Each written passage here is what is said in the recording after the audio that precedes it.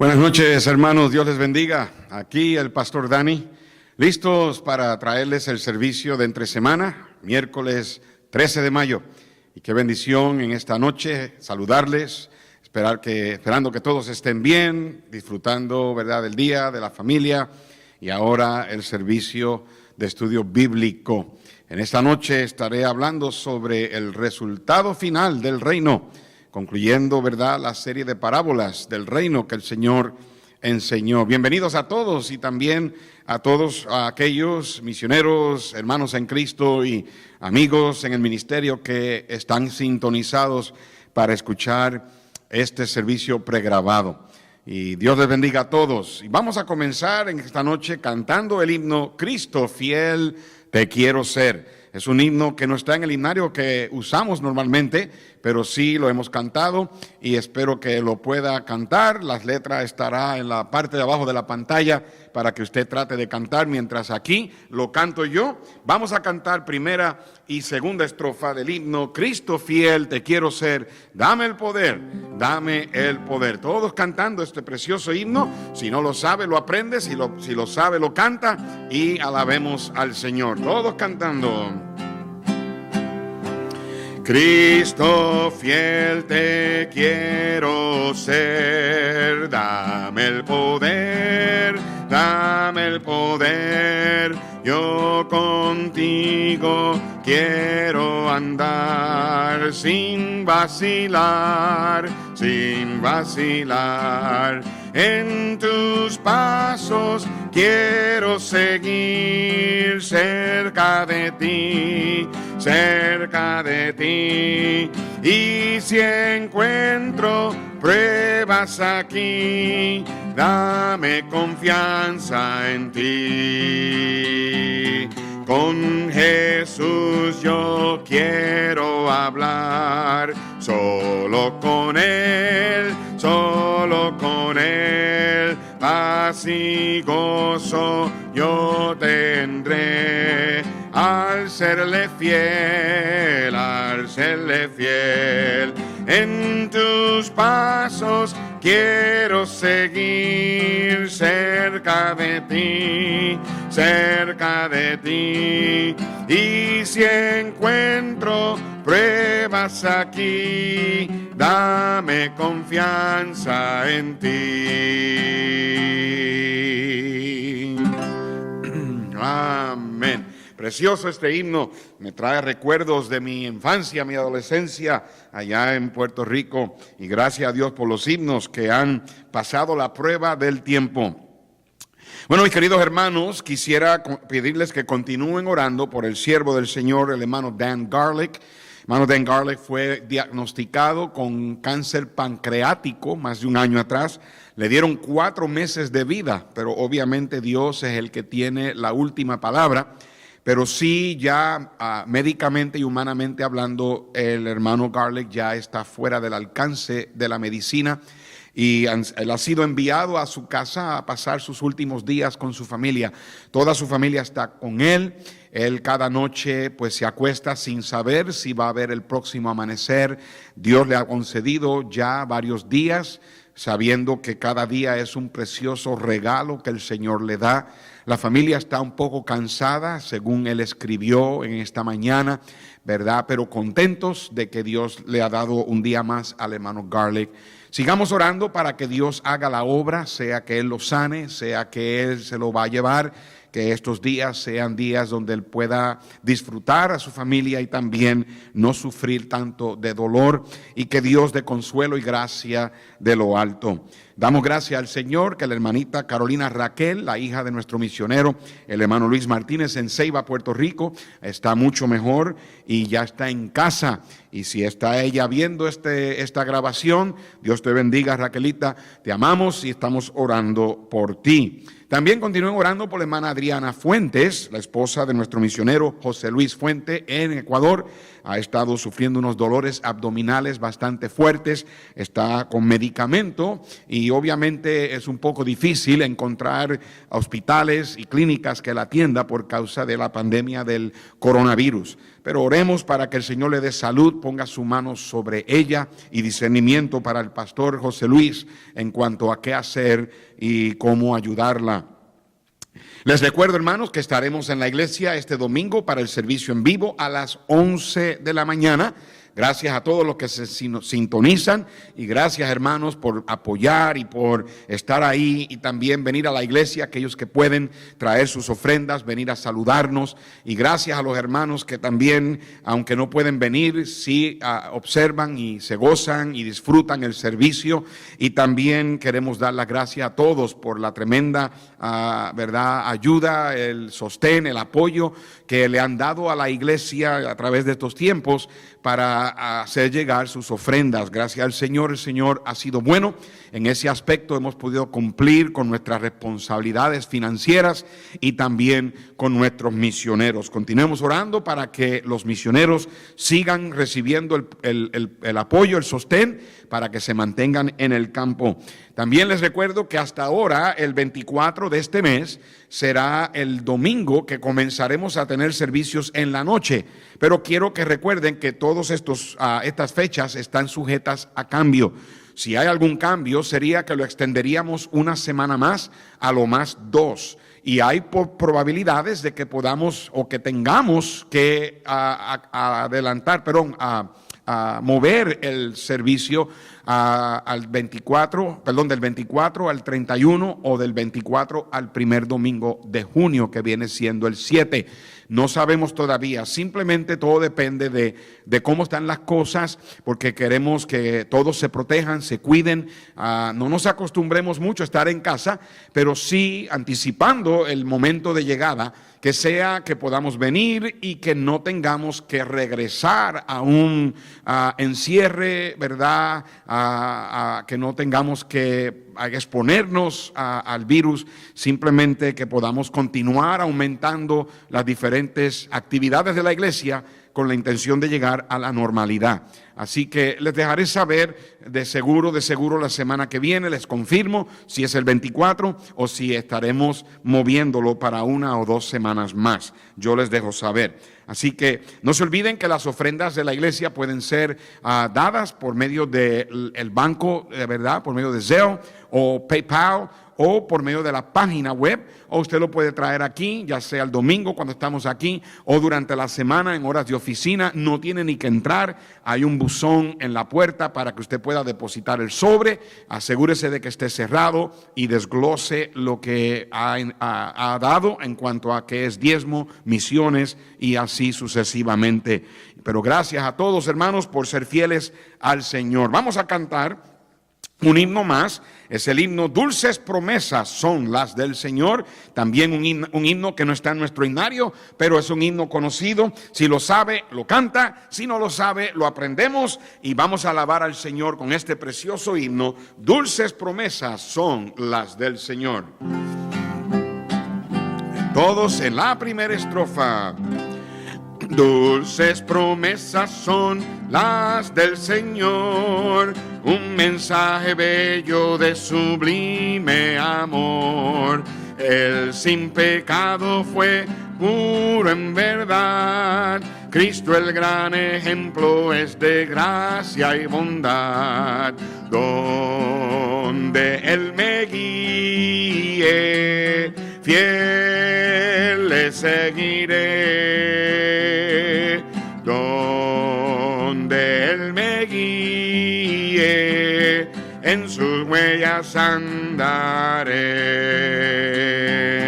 Dulce y tierno amor Cristo mostró, por su muerte en la cruz la vida nos dio. Al que errado va, perdonará, y a los que le aman fiel pastor Él será. Donde Él me guíe, fiel le seguiré. Donde Él me guíe, en sus huellas andaré.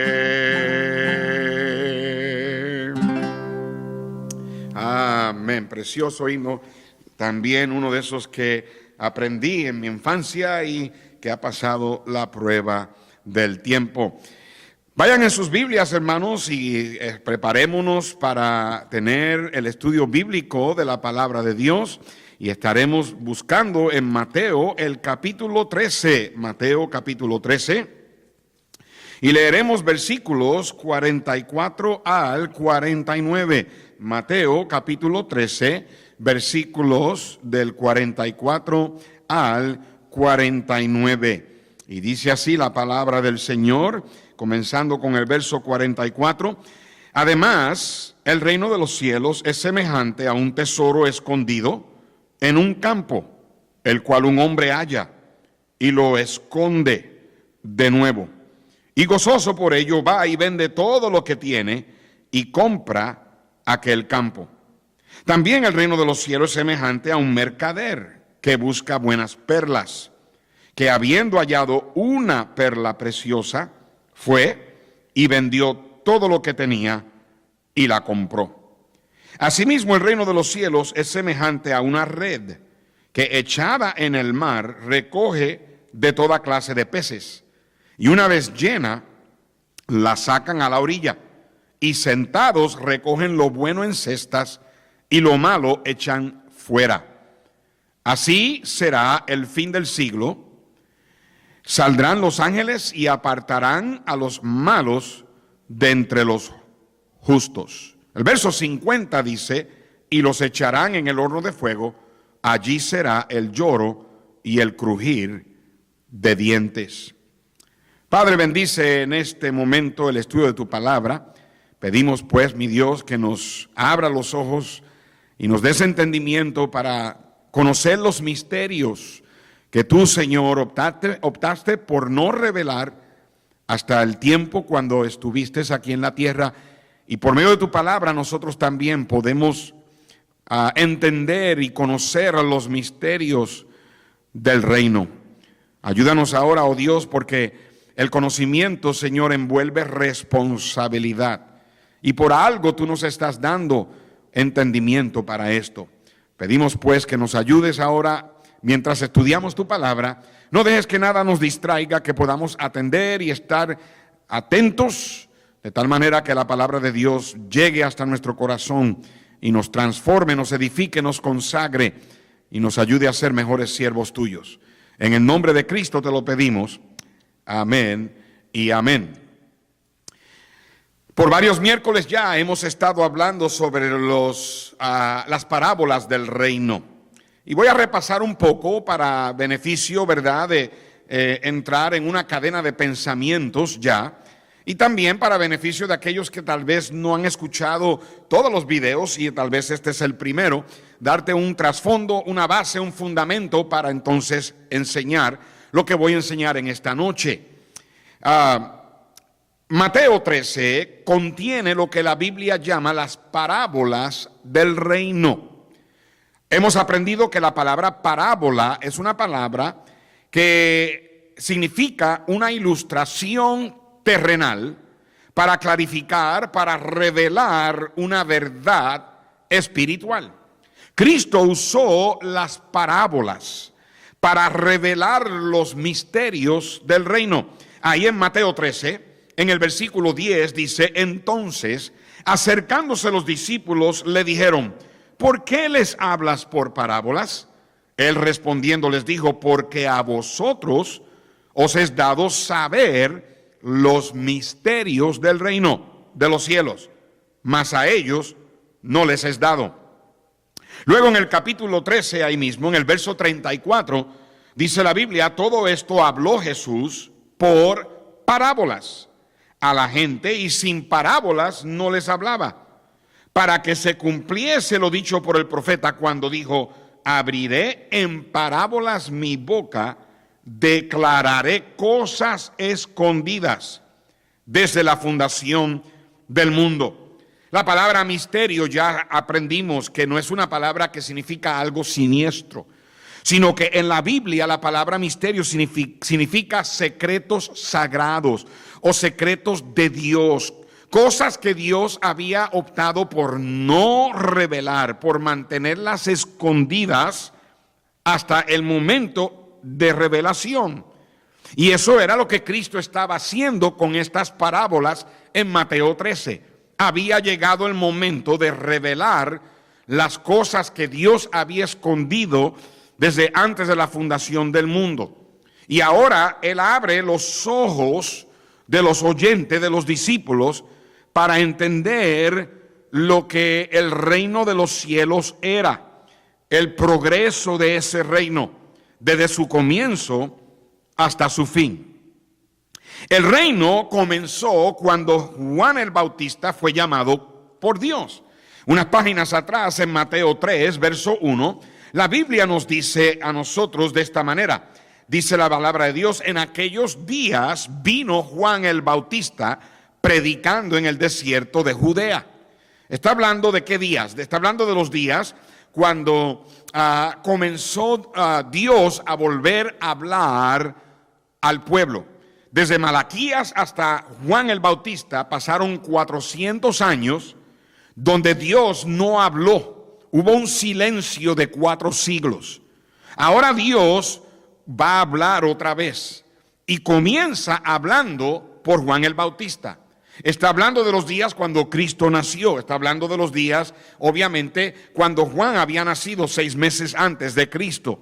Y ahora Juan, en sus 30 años, tal vez 31, él comienza a llevar a cabo el llamado de Dios. Y la Biblia dice que él comenzó a predicar en el verso 2 diciendo: arrepentíos. ¿Por qué? Porque el reino de los cielos se ha acercado.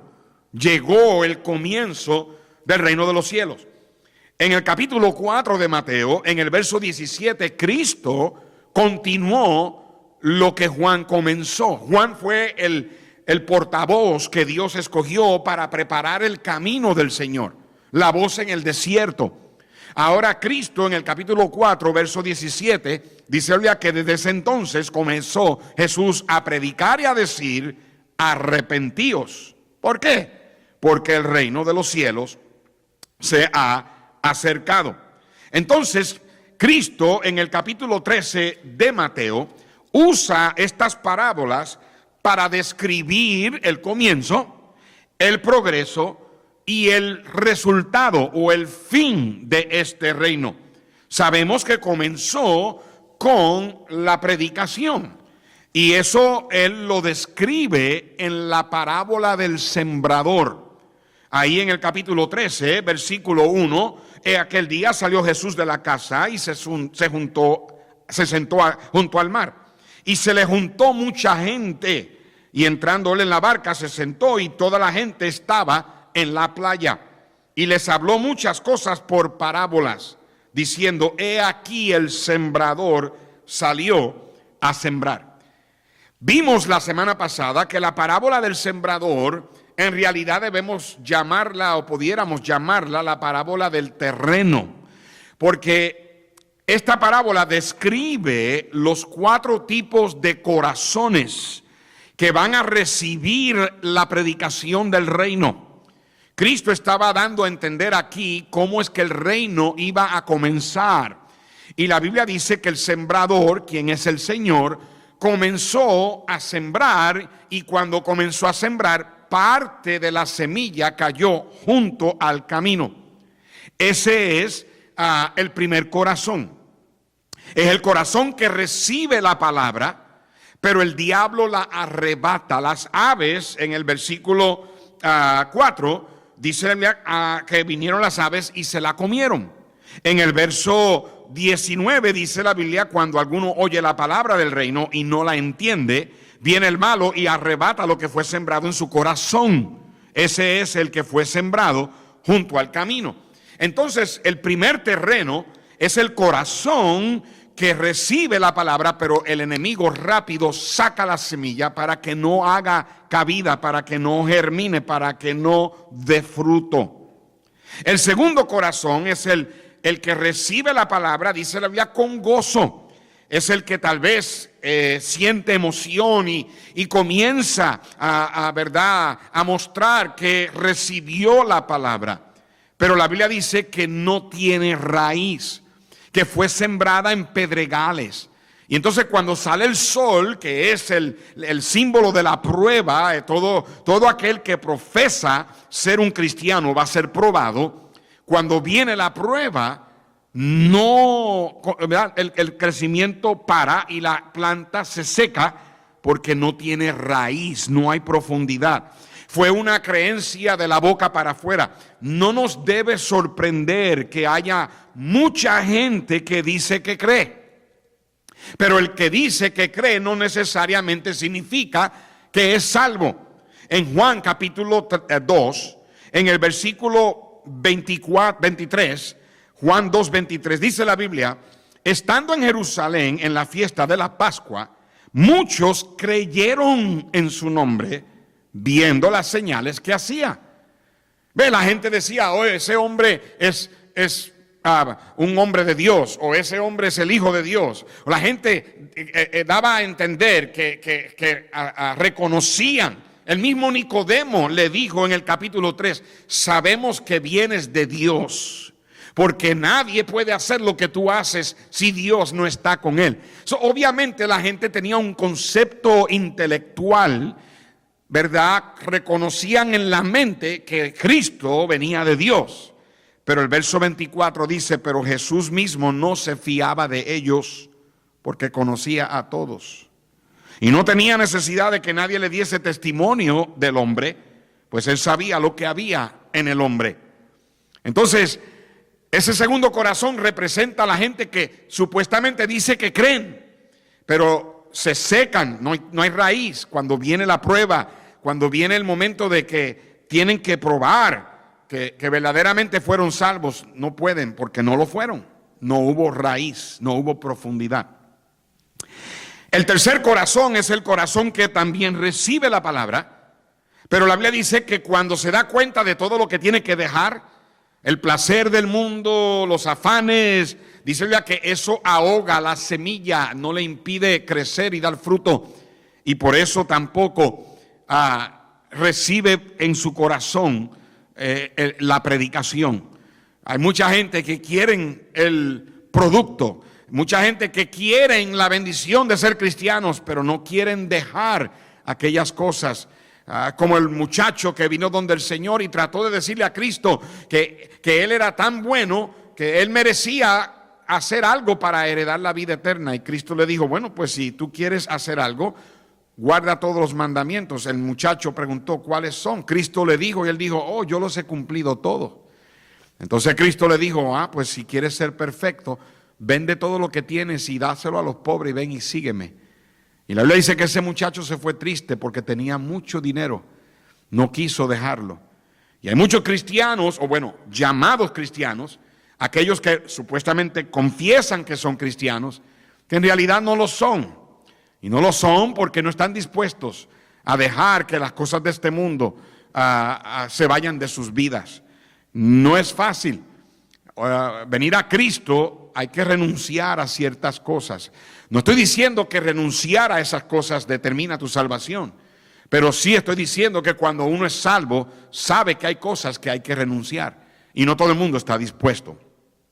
Y entonces el cuarto corazón es el corazón que recibe la palabra y da fruto. El fruto es la evidencia de la salvación de una persona. Ahora, Cristo trató también de enseñarnos por medio de estas parábolas que el diablo hará todo lo posible desde el comienzo de su existencia en oponerse e impedir el crecimiento del reino, que la palabra de Dios se propague. Y él hace cosas para parar el desarrollo del reino de los cielos, el progreso de la obra de Dios. Y vimos en ciertas parábolas cómo es que él hace eso. Vimos en la parábola del trigo y la cizaña que él planta falsos cristianos. Hay gente en la iglesia que visten como cristianos, hablan como cristianos, cantan como cristianos, lucen como cristianos, actúan como cristianos, pero no son cristianos. Ahora, no es nuestro trabajo de tratar de determinar quién es. Porque nosotros no podemos ver lo que está en el corazón de la persona. Somos capaces de decir que alguien no es salvo cuando verdaderamente lo es. Y somos capaces de decir que alguien es salvo cuando verdaderamente no lo es. Cuando los discípulos estaban en el aposento alto con Cristo y Cristo le dijo que uno de ellos era el diablo, ellos se quedaron atónitos pensando, ¿seré yo? ¿Seré yo? ¿Sabe lo que me dice eso? Que Judas, quien era el hijo de perdición, lucía muy bien como ellos. Así que no es la apariencia, la acción, ¿verdad? Nuestro comportamiento, es lo que está en el corazón. Pero es el diablo el que planta falsos cristianos. Y eso hace que el progreso del evangelio sea más detenido, no progrese. Porque obviamente esas personas impiden que el evangelio continúe. Muchas veces son personas que causan problemas y hacen cosas para que la palabra de Dios no sea fructífera. Pero también, si eso no funciona, Él no solamente siembra cristianos falsos, Él siembra crecimiento falso. El diablo es un imitador, el diablo no puede hacer nada por sí solo. Él solamente puede imitar lo que ya Dios ha hecho. Y así como Dios es el autor del crecimiento de la iglesia, el diablo quiere ser autor de crecimiento de algo. Y lo que hace el diablo es sembrar crecimiento falso. Lo vimos en la parábola de la semilla de la mostaza. La semilla de la mostaza es la más pequeña, pero hace una tremenda hortaliza. Hace un árbol tan grande que las aves del cielo hacen nidos en el árbol. Las aves representan la falsa doctrina y las religiones falsas. Y es que el Señor estaba tratando de decir que el diablo también hace que ¿verdad? Que el reino se detenga, que no progrese, creando un falso crecimiento para engañar a la gente. Ahí es donde viene el movimiento ecuménico y el movimiento carismático, donde son formados por iglesias que no importa lo que creas y no tienes que estar de acuerdo con doctrinas de la Biblia, con tal de que tú vengas y tratemos de unirnos todos para poder alcanzar al mundo con el evangelio. No, hermanos, Dios no solamente quiere que el mundo todo sea salvo, pero Dios también es autor de los métodos correctos. Y el diablo usa métodos incorrectos para engañar a la gente. Pero también él siembra falsa doctrina. Y vimos eso en la parábola de la levadura. Esa es la falsa enseñanza que leuda toda la masa. Un poquito de falsa doctrina, ¿cuánto daño le hace a una iglesia? Porque se riega, porque crece rápido. Por eso es que un pastor debe de estar siempre atento y siempre velando de que no haya falsa doctrina, porque se mete y cuando viene a ver divisiones, iglesias se dividen, y cuando viene a ver gente está aprendiendo algo que no debe, y eso corrompe el crecimiento de la obra de Dios. Y hoy nosotros estamos no solamente viendo, pero viviendo los días de estas parábolas, cómo estas parábolas se están haciendo una realidad. Ahora, llegamos al estudio de esta noche. Estamos hablando ahora del resultado o el fin, cuando este reino que el Señor comenzó con Juan el Bautista llegue a su fin. Y eso lo vemos aquí en Mateo 13. En el versículo 49, él dijo la frase, así será al fin del siglo. El Señor entonces, para describir el fin del siglo, el fin de este reino, usa tres ilustraciones. Usa la ilustración del tesoro escondido, usa la ilustración de la perla de gran precio y usa la ilustración de la red. Estas tres ilustraciones describen tres diferentes grupos de personas que entrarán al reino milenial de Cristo. Todos sabemos por la palabra de Dios que el próximo evento a suceder en el calendario profético de Dios es el arrebatamiento del pueblo del Señor, lo que conocemos como el rapto. La palabra rapto no aparece en la Biblia, pero la doctrina está ahí. La razón por qué se usa la palabra rapto es porque la palabra arrebatamiento en el latín es la palabra rapturo. No hay nada de malo con usar esa palabra, aunque no está en la Biblia, porque la palabra Trinidad no está en la Biblia y es una palabra que enfatiza el Dios triuno a quien nosotros servimos. Pero el arrebatamiento o el rapto es el próximo evento en el calendario del Señor. Más adelante, tal vez en otro estudio, en el futuro cercano, estaré hablando del misterio del rapto, que es el próximo evento. Pero después del rapto, habrán 7 años de tribulación aquí en la tierra. Y entonces, cuando terminen esos 7 años, que van a culminar con la batalla de Armagedón, Cristo vendrá de los cielos y establecerá su reino aquí en la tierra. Y Él va a gobernar la tierra entera desde la nación de Israel. Por eso es que el diablo odia a la nación de Israel tanto, porque todo el plan de Dios para este mundo gira alrededor de esa pequeña nación que Dios escogió por su gracia, para ser la nación que le iba a hacer al mundo entero saber de que Él es el único y verdadero Dios.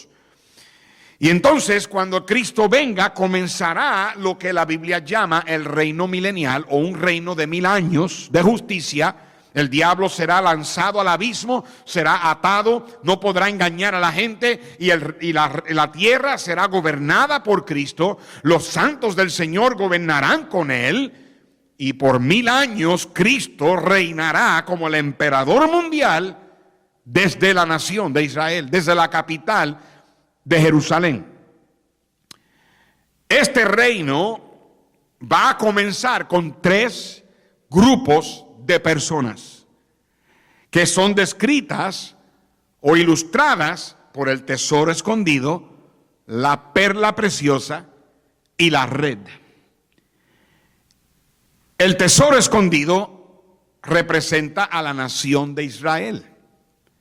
La perla preciosa representa la iglesia del Nuevo Testamento. Y la red representa la salvación de las naciones gentiles que creyeron en el Señor. Vamos a tomarla una a una. Verso 44 dice: además el reino de los cielos es semejante a un tesoro escondido en un campo, el cual un hombre halla y lo esconde de nuevo. Escondió el tesoro. El tesoro está escondido en un campo. Este hombre lo encuentra, lo vuelve a esconder, hablando del tesoro, y dice que gozoso va y vende todo lo que tiene y compra, no el tesoro, compra el campo. Ahora, usualmente la interpretación que muchos estudiantes de la Biblia le han dado a este pasaje es que este pasaje representa al pecador que encuentra a Cristo y deja todo por seguir al Señor. No creo que sea una injusticia, pero no hay varios problemas con esa interpretación. Primeramente, Cristo no es un tesoro escondido. Cristo debe ser un tesoro que todo el mundo lo pueda ver, que sea levantado para que a todos sean atraídos a Él. Cristo debe ser proclamado, debe ser anunciado, debe ser predicado donde vayamos, en todas las partes del mundo, hasta los confines de la tierra. Cristo debe ser anunciado y predicado como el único camino al cielo. Además, el pecador no es quien encuentra a Cristo, es Cristo quien encuentra al pecador. La Biblia dice en Lucas que Él vino a buscar y a salvar lo que se había perdido. La Biblia dice que el pastor deja a las 99 en el redil y va en busca hasta encontrar la oveja perdida. Además, un pecador no puede comprar la salvación. Y obviamente la salvación es por gracia. El pago, el precio ha sido pagado por la sangre bendita de Cristo. Así que un pecador no puede comprar su salvación. Para interpretar y para entender la interpretación de este pasaje, hay que usar la Biblia para interpretar la Biblia. El verso 44 dice que este hombre que encuentra un tesoro en un campo, va y vende todo lo que tiene y compra el campo. Capítulo 13, verso 38 nos dice que es el campo. El campo es el mundo. Ahora, ¿qué es el tesoro? Usted va conmigo a Éxodo 19:5.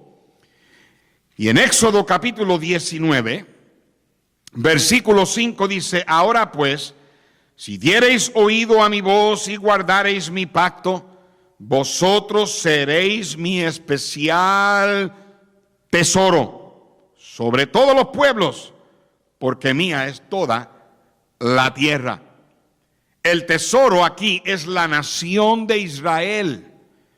Obviamente Cristo dio su vida por el mundo. Pero Él no solamente vino para salvar al mundo, Él también vino para salvar a la nación de Israel. Él tuvo que dar su vida por el mundo entero para que la nación de Israel sea salva. En Juan capítulo 11, el Evangelio de Juan, capítulo 11, versículo 51 nos dice: esto no lo dijo por sí mismo, sino que como era el sumo sacerdote aquel año, profetizó que Jesús había de morir por la nación. Israel fracasó en su llamado. Cuando Dios llamó a Abraham de Ur de los Caldeos y le prometió darle una generación incontable. Mira las estrellas a ver si las puedes contar. Cuenta los granos de la arena a ver si los puedes contar. Y Dios le prometió a Abraham que en él serían benditas todas las naciones. Dios llamó a Abraham para comenzar la nación hebrea. Una nación que iba a ser peculiar, única, que iba a ser escogida, que era especial tesoro para el Señor. Dios no quiere ser el Dios de una nación. Él quiere ser el Dios de todo el mundo, porque Él es el único que merece la honra y la gloria. Pero Dios escogió una nación para que le dejara saber al mundo entero de que Él es Dios. Lo triste es que la nación de Israel fracasó. Lamentablemente la nación de Israel, por más que Dios trataba, se iba en pos de dioses ajenos, se iba a la idolatría, hasta el punto que Dios los tuvo que castigar y los tuvo que esparcir. Le tuvo que quitar la habilidad de ser una nación. Cuando vino los asirios en el 722 antes de Cristo y destruyeron a la nación del norte. Y luego vino Nabucodonosor en el 606 y destruyó la nación del sur. Y luego después, cuando regresaron del cautiverio de Babilonia y comenzaron la nación otra vez y levantaron el muro y la ciudad y el templo, aún así en el 70 después de Cristo vino Antíoco Epifano, vino el emperador de Roma, Tito, y vino y destruyó a la ciudad. Cristo dijo: no iba a quedar piedra sobre piedra. Y desde ese entonces, hermanos, la nación de Israel ha sido dispersada a través del mundo entero. No han tenido un lugar que llamen su patria como cualquier otro país. Sin embargo, Dios prometió que iba a venir un despertar, que va a venir un día cuando la nación de Israel va a reconocer que Jesús es el Mesías. Y ellos van a darse cuenta de que ellos son la nación escogida y la nación entera será salva. Entonces, aquí es donde entra esa profecía. Políticamente hablando, Dios le regresó a Israel su tierra. En el 1948, mayo 14, la nación de Israel se le dio la oportunidad, ¿verdad? De volver a ser una nación. En noviembre, antes de ese mayo, las Naciones Unidas le dieron la tierra. Y entonces, en el 1948, ellos fueron declarados nación con su bandera, con su idioma, con su gobierno. Políticamente hablando, ya ellos llevan más de 50 años que son una nación. Pero espiritualmente hablando, todavía viene un despertar. En el libro de Romanos, el capítulo 11, Romanos capítulo 11. Y en el versículo 25, la Biblia dice: porque no quiero, hermanos, que ignoréis este misterio. Ahí está esa palabra otra vez, un secreto que Dios tenía hasta ese momento. Para que no seáis arrogantes en cuanto a vosotros mismos, que ha acontecido a Israel endurecimiento en parte. Mire, hermano, déjeme decirle esto. La nación de Israel no quiso recibir a Jesús como el Mesías. Como nación, ellos rechazaron a Jesús. Y hasta cierto punto, ese es el precio que esa nación pagó para que usted y yo hoy podamos tener salvación. Dios desde ese entonces abrió la salvación a todos los gentiles por el endurecimiento en parte de la nación de Israel. Y dice la Biblia que este endurecimiento será hasta que haya entrado la plenitud de los gentiles, hasta que se cumpla el tiempo de los gentiles. Y luego todo Israel será salvo. Como está escrito: vendrá de Sión el libertador, que apartará de Jacob la impiedad, y este será mi pacto con ellos cuando yo quite sus pecados. Eso se va a cumplir en el milenio. Eso se va a cumplir, de hecho, en el medio de la tribulación, cuando Israel entonces reconoce que Cristo era el Mesías.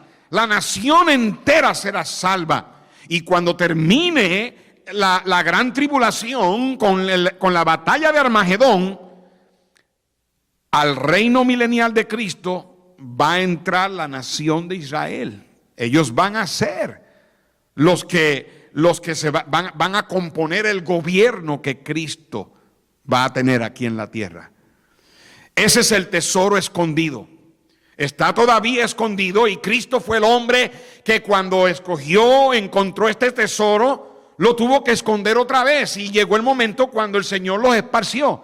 Pero fue y dio su vida. Él vino a la cruz y dio su vida por el mundo entero, para que un día Él saque ese tesoro para afuera. Y la nación de Israel será parte de ese comienzo del reino milenial, que va a comenzar cuando el reino de los cielos aquí termine. Ahora vamos al capítulo 13, versos 45 y 46. También el reino de los cielos es semejante a un mercader que busca buenas perlas, y que habiendo hallado una perla preciosa, fue y vendió todo lo que tenía y la compró. La perla de gran precio representa la iglesia. La Biblia hace distinción entre los tres grupos de personas de los que estoy hablando en esta noche. Estoy hablando de que al reino milenial va a entrar la nación hebrea, la iglesia del Señor y las naciones gentiles. Y la Biblia hace una distinción entre las tres.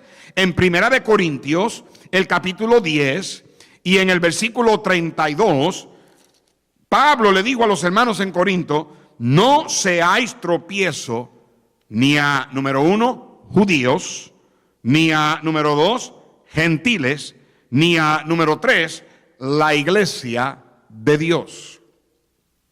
La perla, usted sabe que una perla viene o nace en la boca de una almeja debido a la fricción de un grano de arena dentro de la almeja. Esa perla nace debido al sufrimiento de esa almeja, que finalmente ese grano de arena, con la fricción y el dolor dentro de esa almeja, se convierte en una perla preciosa. Y hermanos, Cristo tuvo que sufrir con su vida para darle nacimiento a la iglesia. Cristo, cuando murió en la cruz, no solamente con su sangre pagó el precio para el pecador poder ser salvo, pero con esa sangre también Él compró la iglesia que Él comenzó. La sangre de Cristo que Él derramó, el sufrimiento que Él sufrió en la cruz, eso fue lo que le dio nacimiento a la iglesia. La perla en la boca de la almeja crece gradualmente y la iglesia crece gradualmente. La perla, para ser una perla, no puede ser labrada, no puede ser, no sé si la palabra correcta es cinceleada, no puede, un cincel le da la forma a diferentes piedras, no, la perla no puede, la perla tiene que ser, no puede ser esculpida, tiene que ser una piedra toda unida. Y la iglesia, la Biblia dice que debe ser algo unido, que debemos guardar la unidad como del Espíritu Santo, que es el vínculo de la paz. La Biblia nos dice en Colosenses, mire, vaya conmigo a Colosenses, el capítulo 2, versículo 19, hablando de la iglesia, ¿ok? Dice la palabra en Colosenses 2:19, y no haciéndose de la cabeza. Está hablando de la iglesia. Y no haciéndose de la cabeza. La cabeza del cuerpo. El cuerpo es de Cristo, el cuerpo es la iglesia. En virtud de quien todo el cuerpo, nutriéndose y uniéndose por las coyunturas y ligamentos, crece en el conocimiento que da Dios. Entonces, hermanos, ahora somos iglesias locales. En la Biblia habla de iglesias locales, la iglesia de Louisville, la iglesia de Arlington, la iglesia de Fort Worth, la iglesia de Denton, la iglesia de Longview, la iglesia de Tinaja, la iglesia de Dallas, la iglesia de Balch Springs, la iglesia de Mesquite, la iglesia en diferentes lugares, ¿ok? Es una iglesia local. Una iglesia es una eclesía, un grupo de creyentes que se reúnen llamados fuera para como una asamblea que Dios ha comprado con su sangre. Esa es la iglesia y hoy en día es la iglesia local. Pero un día, cuando el Señor nos lleve, seremos una iglesia completa, una iglesia grande, una sola iglesia. Cristo es la cabeza, la iglesia es su cuerpo y esa iglesia se va a componer de todos aquellos que fuimos salvos, que fuimos redimidos por la sangre del Señor. Y esa iglesia es representada por la perla. Quiere decir que cuando el reino milenial comience, este reino que el Señor comenzó, el reino de los cielos, no es el reino milenial. El reino de los cielos ahora es el reino que comenzó Juan el Bautista a predicar. Cristo también dijo, arrepentíos porque ha llegado el reino de los cielos, se ha acercado, ¿ok? Y entonces el diablo ha tratado de impedir el crecimiento y siembra cristianos falso crecimiento, falsa doctrina, ¿ok? Y hay diferentes corazones, diferentes reacciones a la predicación y todo eso. Y todo este reino va a continuar hasta el fin de la tribulación. Cuando venga el fin de la tribulación y Cristo venga a reinar, terminará el reino de los cielos aquí. Ese es el fin del siglo y comenzará el reino milenial, el reino de justicia y paz de Cristo. Él va a reinar en la nación de Israel, en la ciudad de Jerusalén. Y a ese reino va a entrar la nación de Israel, va a entrar los redimidos, la iglesia del Señor, y también a ese reino van a entrar las naciones que fueron salvas. Los gentiles que fueron salvos durante la tribulación. Versículo 47 de Mateo 13.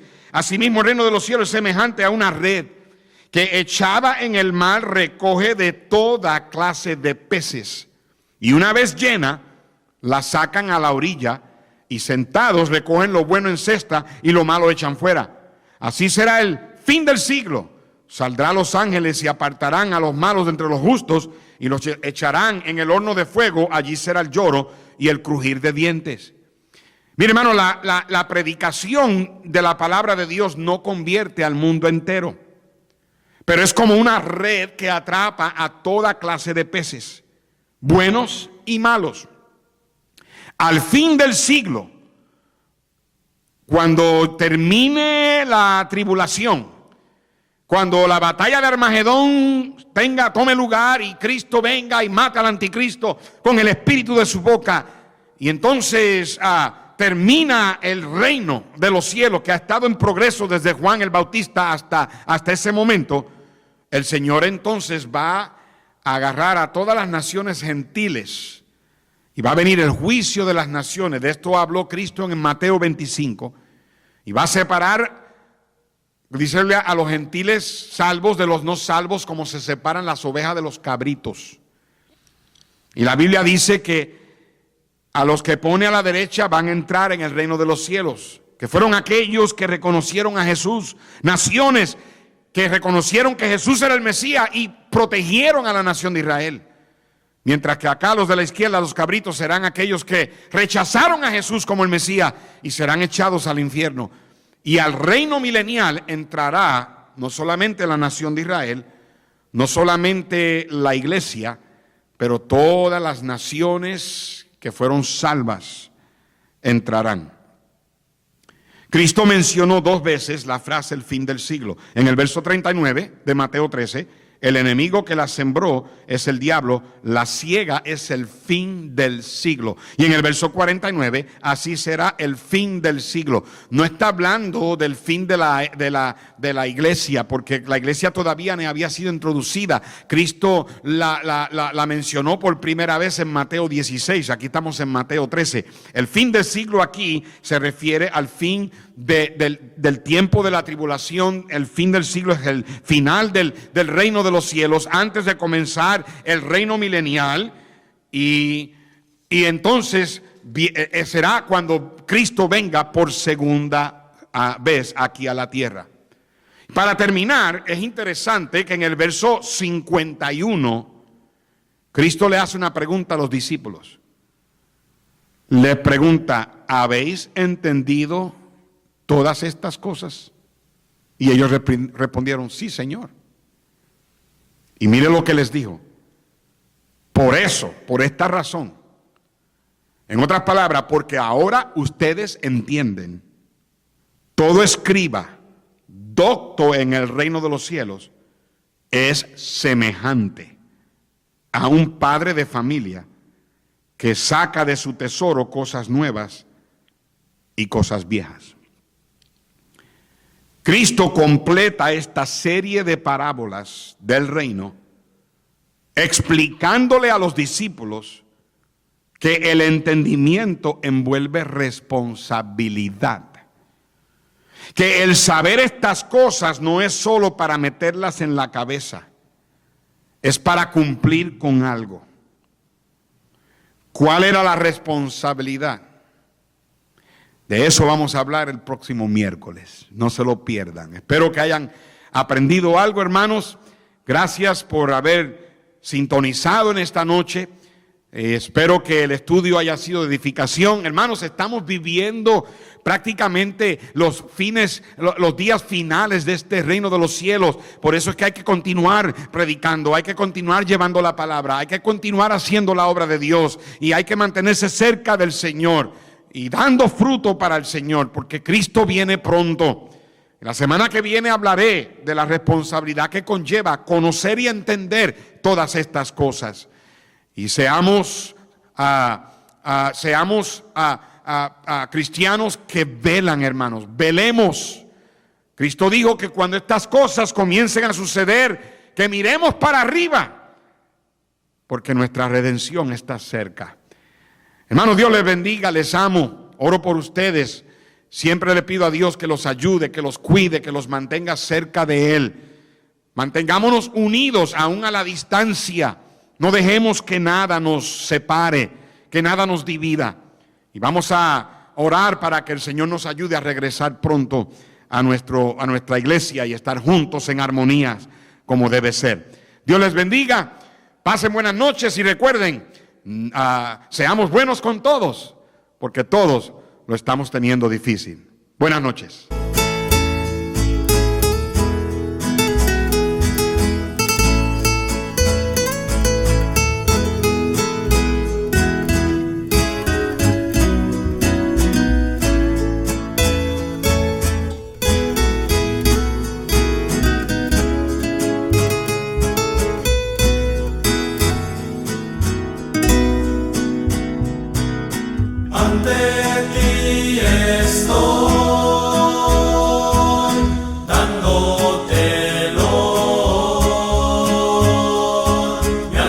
Hacia ti.